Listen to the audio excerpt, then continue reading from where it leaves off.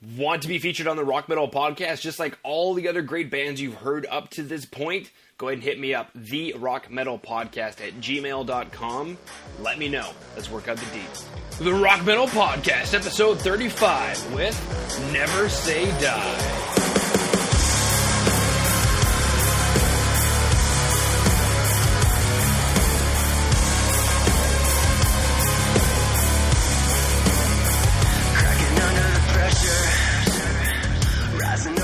All right, Rock Metal Nation, I've got on the line today Never Say Die, a hard rock band from Toronto, Canada. I'm super stoked to have them on today. I'm joined by a member of Never Say Die, Reed Henry, who does lead vocals and guitar. Correct, Mundo?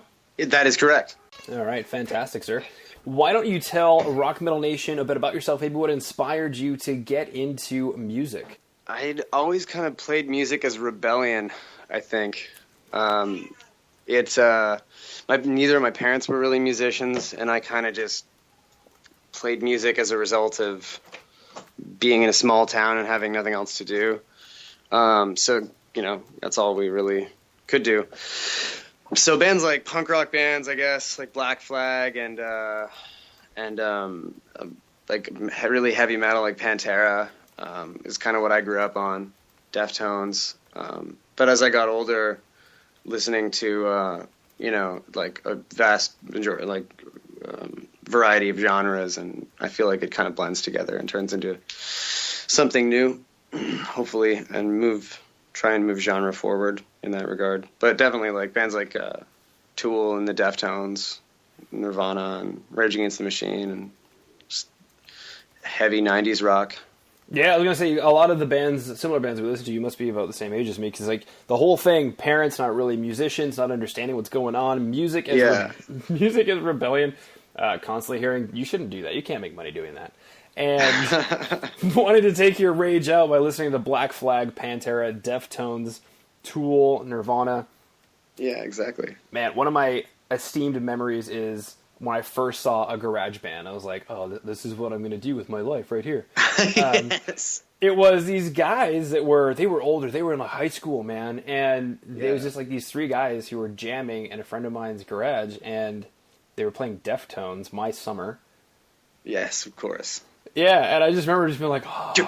Oh, it's so good. It's I'm like, iconic. I know, and I'm like, it's not the Deftones, but this is the coolest, most defining moment in my life. So as you were talking, it was just like, fantastic soul brothers right here. So I'm curious though, Reed, what's the story behind how you guys found each other, the formation of Never Say Die?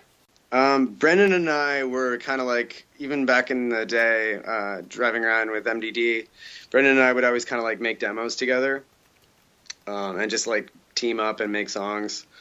So when MDD was off the road, we started collaborating together to make hard rock music like we'd always loved making. And I had met Mike and Dane playing in a different band. They were in a band called Age of Days, also a really cool heavy rock band. And we just kind of all clicked, and we were all off the road, and just, when you start making a song with somebody. Initially, I had gone in to record with Mike Langford, who is also, as well as a great drummer, he's a great producer. So we started making a couple songs together, and it turned into the record that is now out. Wow, very cool. What inspired the name Never Say Die? I feel like we were... I felt to be in a position of like this is it. I have to give this everything I've got if I want to be able to play music and be able to be a singer and to be able to write songs. So in the face of maybe, rock music not being as in the mainstream as it used to be, I don't feel like that dissuades me as much as it does maybe other people that don't want to take a risk and play the music they want to play. They'll maybe go and play something else because it's easier, or, whatever. It was just about not compromising and not giving up. Yeah, no, I like that. I like that a lot. Now, you mentioned some early demo writing previously, but I'm curious, when you guys get to write songs, maybe it's just that demo writing process, maybe it's some newer tracks coming forward. When you guys get together to write songs, what's that process like? A lot of the ideas come from just stuff that I'll made like by myself on my laptop or on my piano at home, and then I'll bring it to somebody else in the band and we'll kind of riff on it. Especially halfway through the record, we started kind of like everybody would send each other just sort of half-finished songs. And then that sort of like snowballed into something different. And like, you know, Brandon would send me something that I would completely just gut and take the one thing that I thought was cool and write a completely different song around that. And Mike would do the same thing, and Brandon and Dane would do the same thing. So it was a lot of fun. Yeah. A lot of like surprise emails. Yeah. You know? Yeah, checking your email and being excited sounds like a great way to wake up each day. Yeah, I know, right? Yeah. Speaking of great ways to wake up each day, let's go and listen to the first track, Like a Nightmare.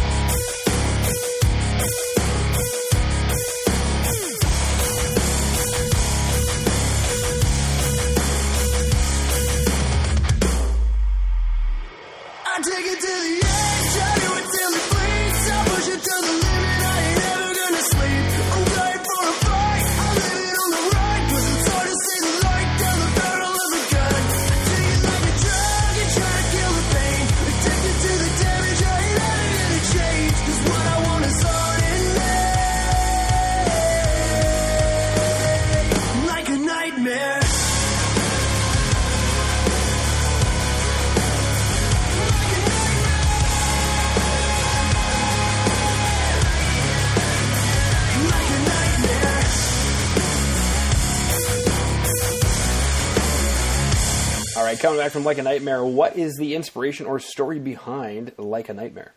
Like a Nightmare is a song about taking things too far, I think, and I hope everybody's been guilty of it because that means it's relatable. But I'm definitely guilty of maybe taking things too far sometimes. I don't know, Reed. I don't know. So that song is maybe like some personal reflection in a way, maybe like exaggerated personal reflection. Oh man, me at a Swedish buffet, I tell you, I'll just go for days. Exactly. That's exactly what it's about. Yeah. Too many. All the chicken. That's right, all the chicken. too many pancakes late night. It's definitely about being at Burger's Priest and getting the double with the 2 grilled cheese sandwiches. Yes, that's what it's about. Precisely. That's a way better answer. There we go. That's what I'm going to say. Exactly. Credit you, John. Fantastic. And for anybody who doesn't know who Burger's Priest is, they have so much. It's a burger joint. Oh my God. Claiming to redeem the hamburger, one hamburger at a time. And they're also biblical. So when you go in there, they have Bible phrases on the wall. But don't think that they're weird, because they're not. It's just kind of like what they do. Yeah, it's like their thing. Yeah. And I think if secretly they want to promote diabetes or something, their hamburger meat has so much fat in it that the hamburger meat is actually pink. Like, it's not red. Glorious. It's just pink because there's so much fat in it. And they have a double cheeseburger the bun is 2 grilled cheese sandwiches. It's amazing. Excellent. Excellent. Excellent. So when you're listening to Like a Nightmare, go there. Boom. You're done. Let's go listen to the next song, Automatic.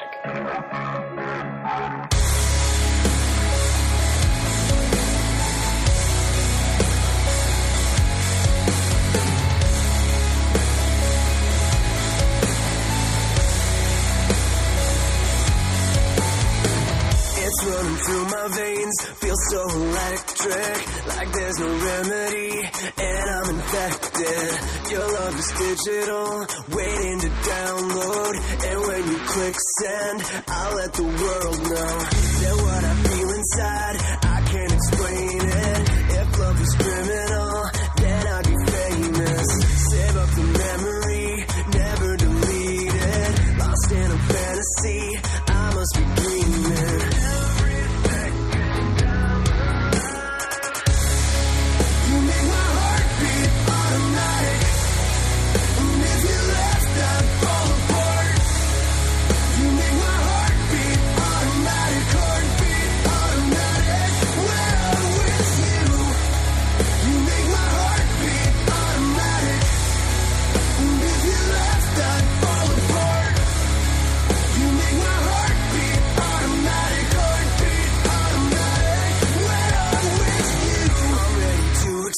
Heart like a landmine, it's system overload, ready to flatline. You were the target of my obsession, using your body like it's a weapon. Is this reality or simulation? I feel it setting in, my pulse is racing. Let's take it worldwide, too late to cancel. We've hit the mainstream, we're going viral.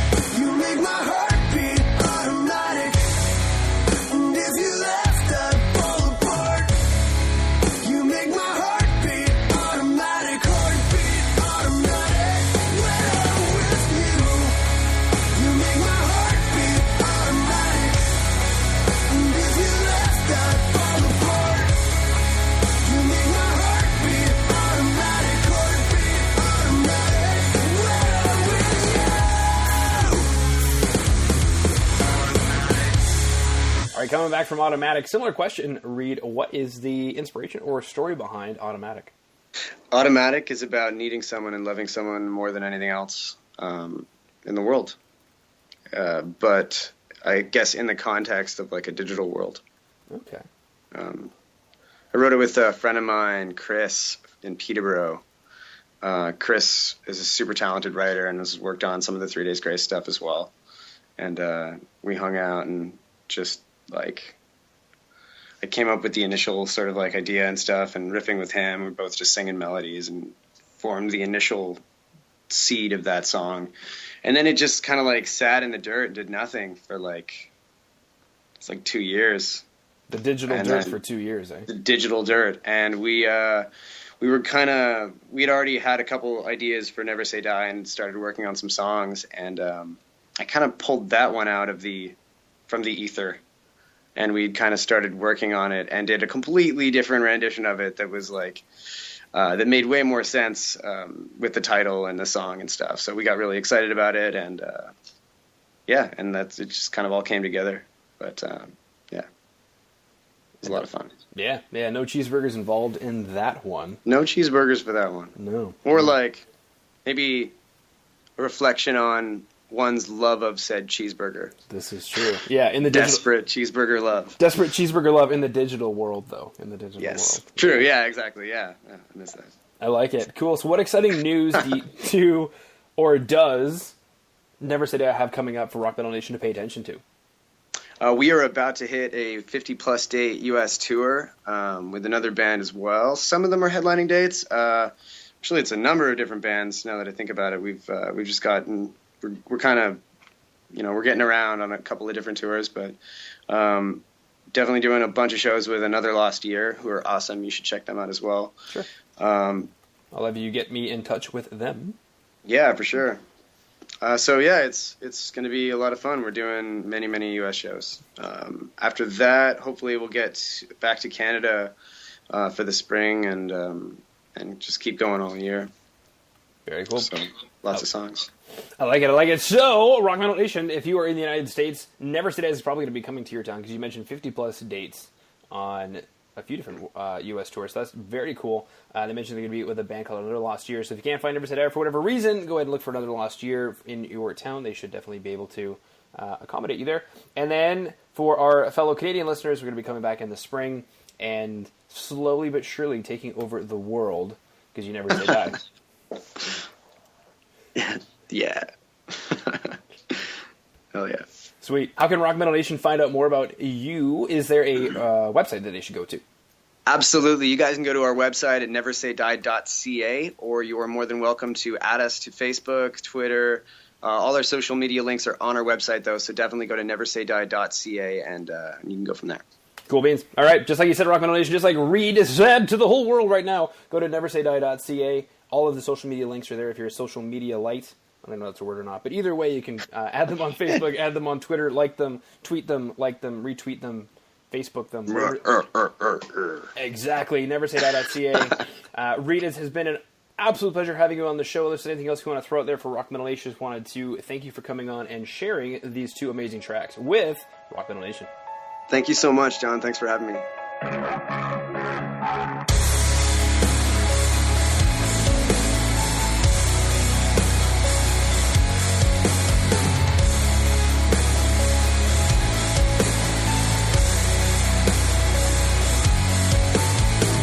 It's running through my veins, feels so electric, like there's no remedy, and I'm infected. All right, Rock Metal Nation, hope you just found your new favorite band, Never Say Die. Big thanks again for them for coming on and sharing their music with us. Make sure to head over to www.therockmetalpodcast.ca to check out all the information from the show you just heard today. And until then, rock on, Rock Metal Nation.